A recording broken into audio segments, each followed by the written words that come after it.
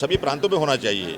तो आने वाले समय हम भी हमारे गुजरात में कार्यक्रम ये करते हैं, लेकिन ये इतना प्रभावी नहीं हो पाता।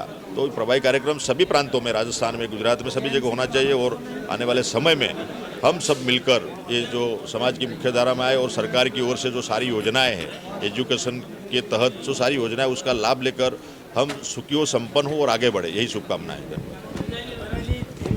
देखिए, जाति विशेष का कोई राज्य नहीं बनता है। अभी मूल बात क्या है कि स्वावलंबी जीवन व्यतीत करना और आगे पढ़ लिख करके बढ़े बच्चे और अपने जीवन का विकास करें।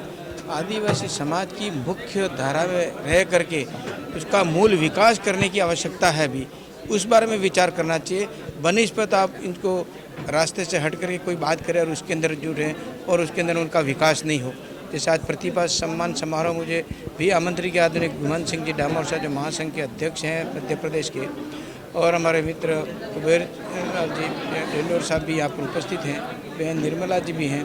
उन सब ने आज हमने अपने वक्तव्य में यही कहा कि हम सब मिल करके हमारा जीवन किस तरह से आगे बढ़े। 10वीं और 12वीं में इनका जीवन का मोड़ होता है, किस और हमको जाना है, इसकी दिशा मिलती है।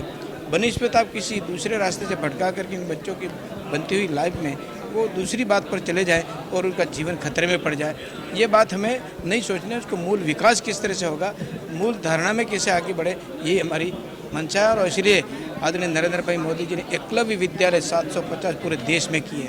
गुणवत्ता युक्त ये शिक्षा मिले, इसके लिए बड़ी बड़ी योजनाएं बनाई हैं। इन्हें चिकित्सा और इनका जो आयुष्मान भारत का हो, चाहे हमारा आवास हो, चाहे वो सभी प्रकार के लाभ अगर सबसे ज़्यादा मिले हैं तो आदिवासी समाज को मिले। क्यों कि ये गरीब स्थिति में आता है और अंत्योदय योजना के अंतर्गत भी वो आता है और सबसे ज़्यादा लाभ इसको मिलता है।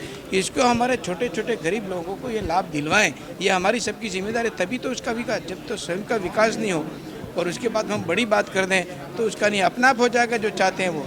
लेकिन अभी बिल प्रदेश की बात रख करके इन बच्चों का जो भविष्य है वो इधर उधर हो जाए, वो न हो और वो अपने मूल विचारधारा में रह करके अपने विकास की ओर आगे बढ़े, यही हम शुभकामना